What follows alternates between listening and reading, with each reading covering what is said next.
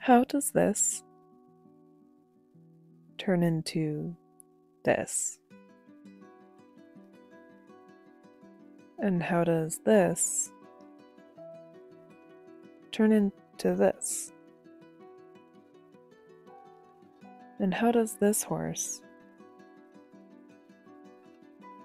get looking like this?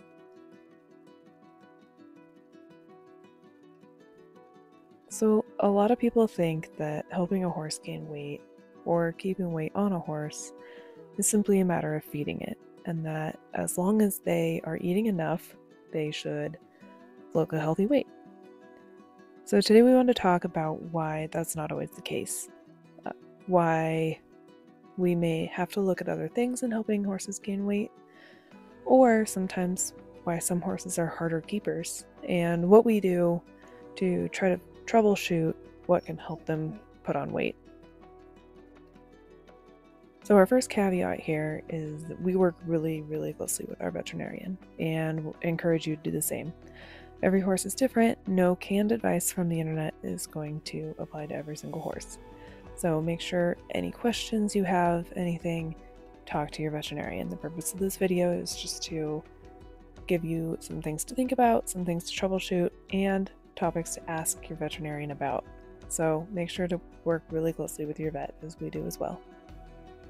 So the first topic we'll cover is food. So the majority of your horse's intake should consist of forage. And forage includes hay or pasture grass. And this will keep their gut biome healthier as long as they're eating a lot of hay. And horses are meant to be eating consistently. So that means their stomach is meant to be digesting consistently, and hay allows them to do that. Since horses are foragers, they're meant to be digesting at all times. So like larger high-calorie meals are not going to be as good for them. You'd prefer them to eat low-calorie, low-densely nutrient, less nutrient-dense food for a longer amount of time. So the type of forage you feed your horse is going to have a big impact. For example, alfalfa hay is a type of forage, but it's actually a legume, so it's not a grass like grass hay or rye hay. Alfalfa hay has a lot of protein in it, which can help a horse gain weight more quickly, but not all horses digest alfalfa hay the same. For example, if your horse has laminitis, it should not be on alfalfa hay. Grass hay is going to be less calorie dense, and so you're going to have to feed more of it, but it will be safer for more types of horses. Pasture hay can contain too many sugars for a horse that is insulin resistant or maybe has laminitis. So it's really important to pick your forage carefully.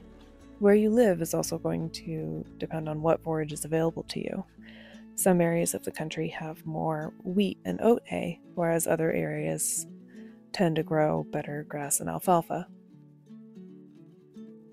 So if we're looking to help our horse gain weight, we want them to eat consistent hay. If that's not cutting it, we're going to add some processed feeds. Processed feeds also come in many different forms. So, for example, you can get pelleted or cubed hay, so grass or alfalfa cubes or pellets.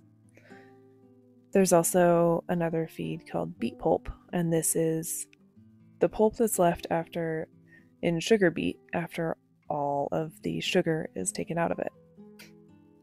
We like to use soaked grass or alfalfa pellets for some of our horses that have a harder time chewing and digesting. So while we'll still offer them 24/7 actual hay, we will feed them a couple times a day of soaked hay just to help them eat it and process it a little more easily. Beet pulp is very high in fiber and can be a very cost-effective way of helping a horse gain weight. However, please keep in mind that you must soak it. Unsoaked beet pulp is a huge choke risk. So beet pulp can be a really great cheap way of helping your horse gain weight, but make sure to soak it. Also keep in mind that it doesn't really, while it's really high in fiber, it really doesn't have any nutrients in it. So you don't want a vast majority of the horse's calories to be coming from beet pulp. Next, you have processed feeds, and these feeds usually come in an extruded pellet. These can be senior feeds, which tend to be a more complete feed, and what that means is that senior feeds are meant for senior horses who may not be able to eat very much hay. So they're meant as a hay replacer or a complete feed. They may not be as high in starches and proteins and fats as performance feeds. Performance feeds are not meant to be fed alone.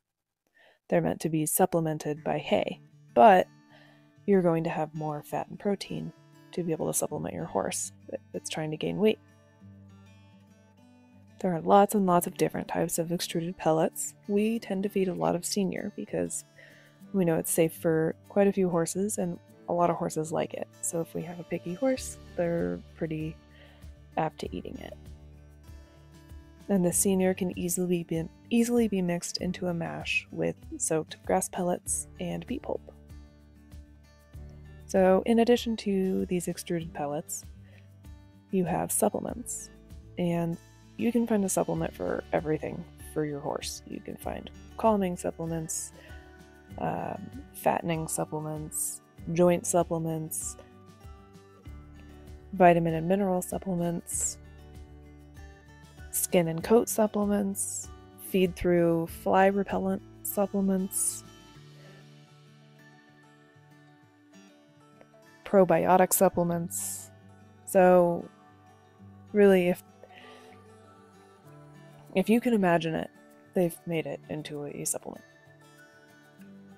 When feeding your horse supplements, be sure to do background on what all the ingredients are in the supplements. So especially if you're mixing supplements, say a hoof supplement and a joint supplement, make sure you're not overdosing on any one ingredient. So talk to your vet before starting a bunch of supplements and make sure to add everything up and know what the total amount of each ingredient your horse is actually getting. We tend to feed a joint supplement to our older horses, and those typically have glucosamine or MSM in them. And then a lot of times we'll feed a flax meal, which is a healthy fat that's good for their coat and their skin. And for some horses, we'll feed a probiotic supplement or something that helps their gut.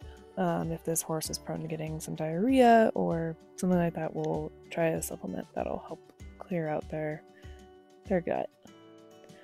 If we have a horse with poor hoof health, we will buy some hoof supplement that's high in biotin and helps grow out strong hooves. But really, it just matters on that specific horse and what they need. And that's how we try to define what diet the horse has. Now, you can have the best diet in the world, but if your horse can't eat it, then it's not going to do you any good. So one of the next things we look at for a horse is teeth. So horses' teeth grow until they're about 20 years old. And they can often grow into sharp points and wear into sharp points they can even dig into the horse's cheeks and cause ulcers inside their mouths. And so a horse's teeth has to be floated or filed down. This is typically done by a veterinarian. And the amount that a horse's teeth has to be floated in its life depends on the specific horse. But typically, we get our horse's teeth checked every year to see if they need to be floated, if they have any sharp points, and as long as they have a good chewing surface. So because horses' teeth stop growing at about 20, horses over 20 years old can start having really smooth teeth that are very worn down, or they can have no teeth. So it's important to know what chewing ability your horse has. When we get in a horse that needs to gain weight, we always get their teeth checked, make sure that they can chew well. We get them floated if needed. If the vet finds any sharp points, then we'll go ahead and sedate the horse and we'll get the teeth floated. And if they have any problems with their teeth, such as not having very many teeth so they can't chew forage very well, we will make sure to supplement that horse's diet with soaked hay pellets that they can chew much easier. So after we look at our horse's diet and our horse's teeth, the next thing that we look at is deworming. Horses have a consistent worm load in their gut, and untreated, that worm load can get out of control, and the horse's parasites will end up getting more nutrients than the horse does. A lot of times a big, wide belly on a horse who is otherwise not fat can be called a worm belly, and they may have an overage of worms. So to help keep these worm populations in check, and other parasites, they're not only worms, we deworm all of our horses. And dewormer comes in many different types, but in the past couple decades, so many horse owners have stuck to a specific deworming schedule without checking what the actual worm loads in their horses are, that there's now quite a few dewormer resistant parasites. So what that means is even if you're deworming your horse, those parasites have become resistant to it. So the new recommendation is to take in a fecal sample from your horse to your veterinarian or your state vet lab, and they will actually do an egg count to find out how many parasites are actually in your horse's system. And then they will return that to you, and you can know exactly what type of dewormer to use to handle your horse's specific parasitic load. There are a lot of different dewormers, including ivermectin and pyrantel and some other ones I don't want to try to pronounce, but they each treat a different type of worm load. And on the back of each box, you can see what parasites each dewormer treats. And your feed store would typically carry 4 to 5 different types, and you can also work with your vet and ask them any questions you may have about your specific horse and your horse's case. But for us, we do not have a high parasitic load, typically because we live in Wyoming and the ground is very frozen most of the year. And so it's really hard for anything to reproduce. We don't typically struggle with very many worms. One thing we do struggle with, however, is bot flies. Bot flies will come lay eggs on your horse's legs, and they'll sting the horse at the same time. And so your horse goes down to bite their legs and ingests the eggs that the botfly just laid. And that bot larva will develop inside of the horse over the winter, and with a goal to be pooped out in the spring and be born. But they can cause a lot of damage to your horse, including ulcers and other health problems. So we want to get rid of those bot eggs before they develop. So for that reason, we always deworm with ivermectin, which targets bots, after the first hard freeze, typically around November, every year. So if a horse is having trouble gaining weight, that's one more thing that we look at, is has the horse been dewormed recently, with what, and we'll typically go get a fecal count done to find out what that horse actually needs. One last thing to keep in mind when trying to help a horse gain weight is temperament, anxiety, living situation. Just like people, unhappy horses don't always eat as well as they should.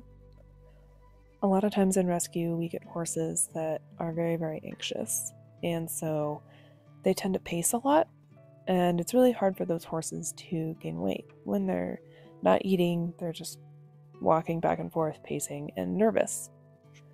Higher strung horses can also be more difficult to gain weight, and so to help these horses, we try to find what living environment works best for them.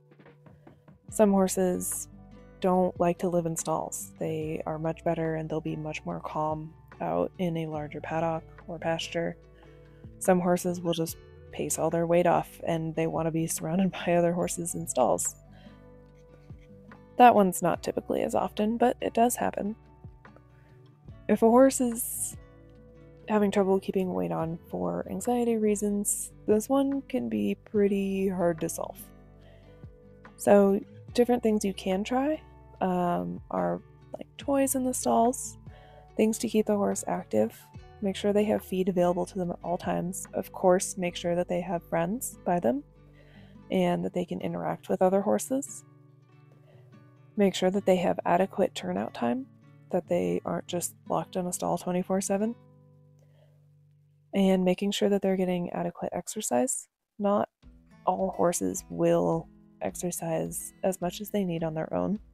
So this may include riding them, lunging them, which may sound counterproductive if you're trying to help them gain weight, but if it helps them come down and actually eat, then that can be a good thing. There's also calming supplements, and so these can also be tried. Would definitely recommend talking to your veterinarian first, but those are an option as well. Sometimes horses just need time to settle, so if you brought a new horse home and they're pacing and they're having a hard time, sometimes they just need a little bit of time, and giving them a good, consistent routine can really help them settle in. So just every day, turning them out for an hour or two, walking them, brushing them, feeding them at the same time, feeding them the same supplemental feed, grain at the same time. That can really help a more nervous, anxious horse come down. Do you have any tips to help horses gain weight? Please comment them down below. We would love to read about them, and I'm sure other people would like to share in that as well. And as always, please like and subscribe if you like our content. And yeah, that's what helps keep us going.